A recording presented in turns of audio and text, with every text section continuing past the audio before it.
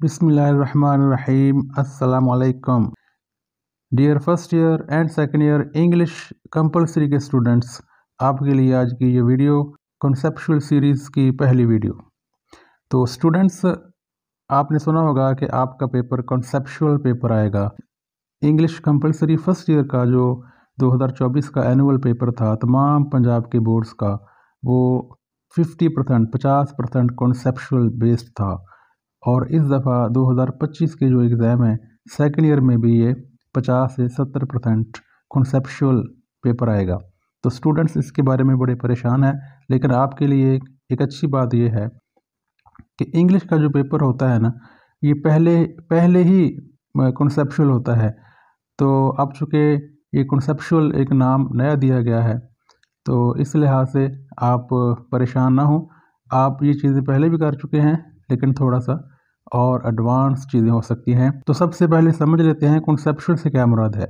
Benjamin Bloom एक American educationist psychologist था। उसने 6 लेवल्स बनाए कि जो स्टूडेंट है वो इनके जो लर्निंग के ये लेवल होने चाहिए। लैंग्वेज एक्विजिशन है या कोई भी इल्म वो सीखता है, लर्निंग के सीखने के ये 6 मराहिल उसमें ग्रेजुअली परवान चढ़ते हैं, तो वो स्टूडेंट्स इल्म सीखता है सही मानों में। जबकि हमारे यहाँ जो भी एग्ज़ाम पैटर्न है वो अभी तक उसके पहले लेवल का ही एग्ज़ाम ले रहा था। तो ये हमें बज़ाहिर चीज़ मुश्किल तो लगती है, लेकिन ये जो इंटेलिजेंट स्टूडेंट होते थे, जीनियस होते थे, ज़्यादा वर्क करते थे, उनके लिए ये थोड़ा सा नाइंसाफ़ी हो जाती थी। तो अब उस पैटर्न को बेहतर बनाने के लिए दूसरे अल्फाज में ये कह सकते हैं आपके डिफ़िकल्टी लेवल पेपर का बढ़ाया जा रहा है। लेकिन जो हार्ड वर्कर हैं, ज़्यादा फोकस्ड स्टूडेंट हैं, मतलब मेहनती स्टूडेंट हैं, उनके लिए तो उल्टा फ़ायदा है कि उनके ज़्यादा चांसेस है कि नंबर लें। तो स्टूडेंट्स, मेरे लिहाज से आप सारे ही काबिल हैं। आप सब के लिए ये वीडियो है। परेशान मत हों, तवज्जो चाहिए और वक्त के साथ साथ आप चीज़ें कर लेंगे। तो आप न सिर्फ इंग्लिश बल्कि तमाम मज़ामीन में ब्लूम टैक्सोनॉमी के ज़्यादा लेवल पर मुश्तमिल पेपर आएगा। सो फर्स्ट हम देख लेते हैं कि ये इसका फ़ायदा क्या है, क्यों इंट्रोड्यूस कराई गई है। A very brief introduction. आम अल्फाज में हम कह सकते हैं, पहले सवाल थे व्हेन, व्हाट, और अब ज़्यादा होंगे वाई और हाउ पे। तो let's see what Bloom taxonomy actually is. तो इसका पहला लेवल जो है ना, रिमेंबरिंग भी कहते हैं इसे, नॉलेज भी कहते हैं। डेफिनेशन इसकी क्या है अभी, recalling facts and basic details. जो भी सवाल होते थे ना, वो सिर्फ रिकॉलिंग होता है, मतलब याद करना होता था। फैक्ट्स, हकाइक, बुनियादी मालूमात ही याद करनी होती थी। फ़र्ज़ करें फॉर एग्ज़ाम्पल आप एक नावल पढ़ रहे हैं, तो उसमें बुनियादी मालूमात ही आ सकती थी कि कितने कैरेक्टर हैं, फ़लाँ कैरेक्टर की डेट ऑफ बर्थ क्या है, फ़लाँ कैरेक्टर जो है उसकी उम्र क्या है, इस तरह के बेसिक लेवल के सवालात।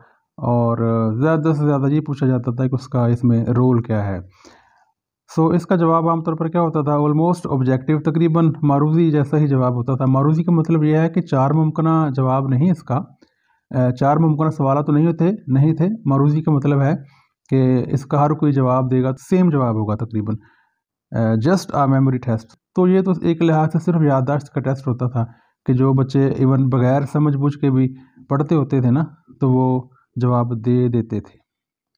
तो इसका मकसद क्या है अभी, it has been introduced to basically to discourage cramming. Cramming होता है बगैर समझ के चीज़ों को याद करने की कोशिश करना। आम तौर पर रटलाइजेशन कह देते हैं। तो डियर स्टूडेंट्स, ये रटलाइजेशन कोई लफ्ज़ इंग्लिश का नहीं है, क्रैमिंग होता है। पैरेटिंग भी कहते हैं। उसको डिस्करेज किया गया है ताकि जो क्रिटिकल थिंकिंग करते हैं बच्चे, ज़्यादा सोच समझते हैं, अपने ऑब्जर्वेशन का इस्तेमाल करते हैं, अपने मुशाहदे का इस्तेमाल करते हैं, उनको फ़ायदा हो। तो इसका फ़ायदा क्या है अभी, develop critical thinking and creativity which are required at this level.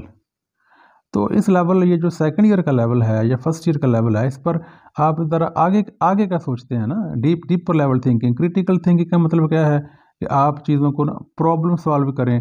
आपको एक इंदिया दिया जाता है, सवाल दिया जाता है, मतलब आपकी सिचुएशन है, उसमें से आप एक से ज़्यादा एंगल से कैसे सोचते हैं, एक से ज़्यादा तनाजुर में बात कैसे सोचते हैं, एक से ज़्यादा हल कैसे ढूंढते हैं। स्टूडेंट खुद हल ढूंढते हैं। मतलब जो अपर लेवल पर चीज़ें दी गई हैं, नज़र आने वाला टेक्स्ट है, उसके अंदर तक जाना, डीप जाना बात को समझने के लिए, क्रिएटिविटी, नई चीज़ें बनाना इस लेवल पर दरकार होती हैं। You are to think out of the box, ये एक मुहावरा सा है। इसका मतलब है कि आपको एक से ज़्यादा हल सोचने हैं, सोच के अपने ज़ाविये बदलते हैं।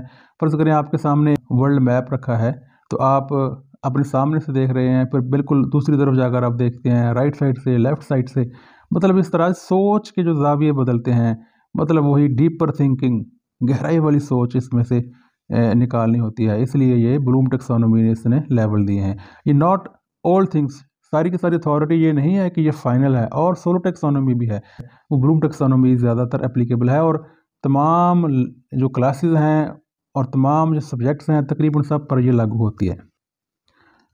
But don't worry, it is just a change how a question is being asked. ये सिर्फ तब्दीली की गई है कि एक सवाल को कैसे पूछा जाता है। तो स्टूडेंट्स की आदत होती है कि एक सवाल है ना, एक ही तरह उसको याद करते हैं कि यही सवाल आएगा, यही अल्फाज आएंगे, इसका यही जवाब है।